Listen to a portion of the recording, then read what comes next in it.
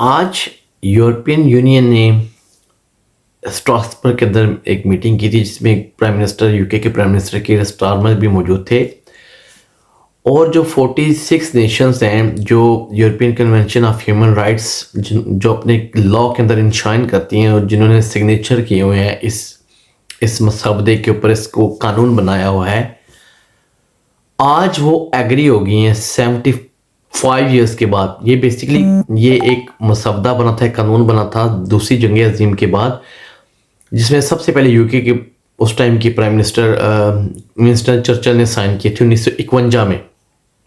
तो अभी 2025 का एंड है, यानी कि तकरीबन कम-ओ-बेश 75 साल,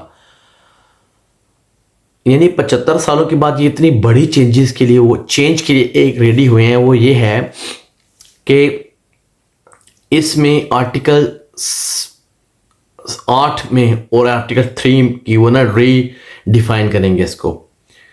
बेसिकली होता क्या है, हो क्या रहा है यूरोप के अंदर, ओवरऑल यूरोप के अंदर 9 ममालिक थे जिन्होंने बहुत श्योर किया था कि इस European convention on human rights को बेसिकली हम थोड़ा सा चेंज करें, उसकी डेफिनेशन को चेंज करें। हो ये रहा है, बहुत ज़्यादा इलीगल इमिग्रेशन यूरोप में आ रही है। फिर वो जब इनको डिपोर्ट करने की कोशिश करते थे, वो आर्टिकल 8 है, life right to life and private life और प्रिवेसी और राइट टू मैरिज एटसेट्रा कि वो डिफाइन करता है। और ये दुनिया में एक बेहतरीन कानून है। दूसरी जंग अज़ीम के बाद इन ममालिक ने मिले, इन्होंने कहा जी हम ऐसे राइट्स बनाए जो हर इंसान के लिए, दुनिया में हर इंसान के लिए जो राइट्स होने चाहिए। और उसके अंदर तकरीबन दुनिया के 46 ममालिक ने साइन किए थे अभी तक।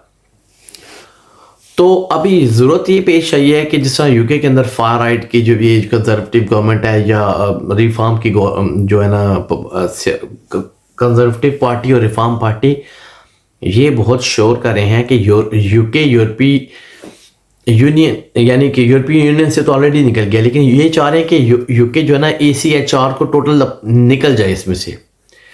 क्योंकि यहाँ पे जो भी कोई फॉरेन जो होते हैं, क्रिमिनल्स होते हैं या इलीगल माइग्रेट्स होते हैं, उनको जब डिपोर्टेशन की बात आती है तो वो आर्टिकल 8 की वजह से असाइलम पे क्लेम डाल देते हैं और उनका बहुत स्ट्रॉन्ग क्लेम हो जाता है।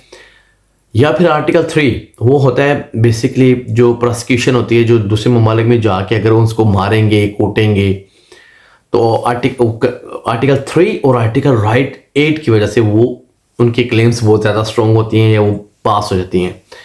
तो रिफॉर्म जो है ना, ये जो नाइजल फराज है, रेसिस्ट बंदा है बेसिकली, इसकी पार्टी जो ये मोस्ट प्रोबेबली, यानी सारे जो है ना यहाँ पे पोल्स यही कह रहे हैं कि आने वाली शायद इसी की गवर्नमेंट हो, तो ये तो इसका हामी है कि इस कानून को टोटल से सिरे से निकाल दिया जाए। फिर तो बहुत आसान हो जाएगा असाइलम क्लेम्स डिनाई करने के लिए, डिक्लाइन करने के लिए और इनको यानी कि ख़त्म करने के लिए।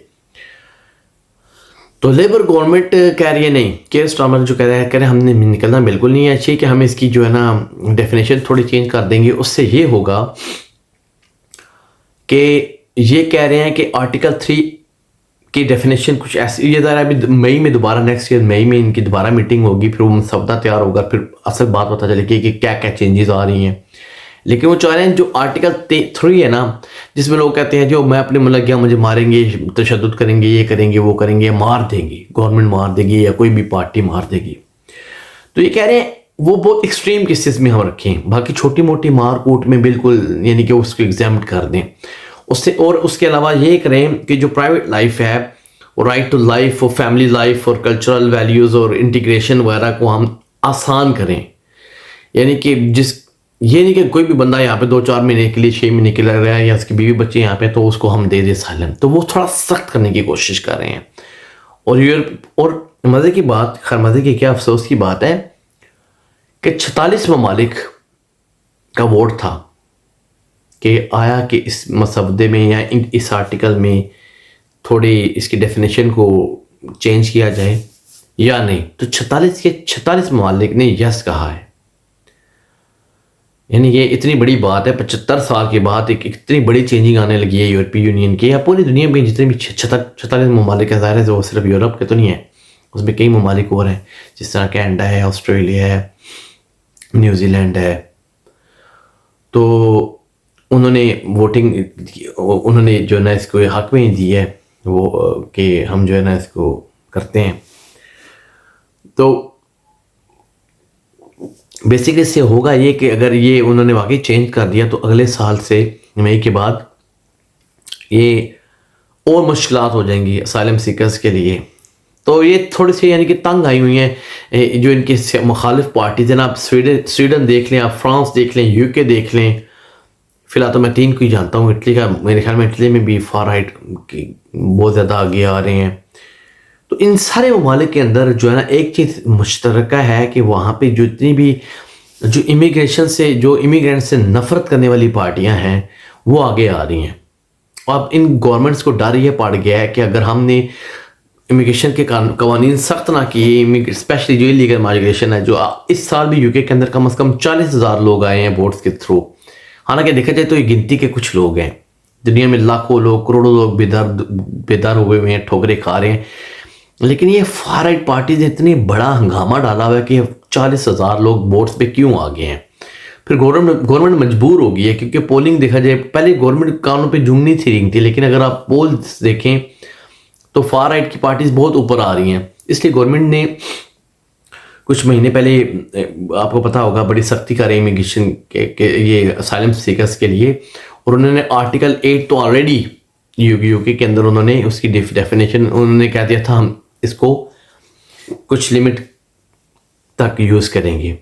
ठीक है, यूके वालों ने ऑलरेडी इसको कोशिश की है कि उसको एक्सट्रीम केसेस में ही यूज़ किया जाए। वैसे वो बोतर नहीं कर रहे, लेकिन वो बिल्कुल ECHR से निकलना भी नहीं चाह रहे यूके में। इसलिए फिर इनकी भी, गवर्नमेंट की भी मजबूरी होती है कि आवाम की सुने और फिर कवानीन में थोड़ी सी चेंजेस करे, बजाय कि टोटल ही निकल जाए इस कानून से और टोटल ही बिल्कुल ये बैन कर दें।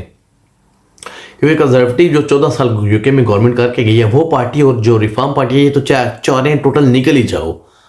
ज़ाहिर एक दफ़ा ECHR से निकल गए तो फिर इनके लिए और आसान हो जाएगा। ऐसा ये तो बिल्कुल कहेंगे कि बिल्कुल ही ठप्पा लगा दो, बंद कर दो सालिम को टोटली, और अल्लाह ना करे कैसा दिन आए।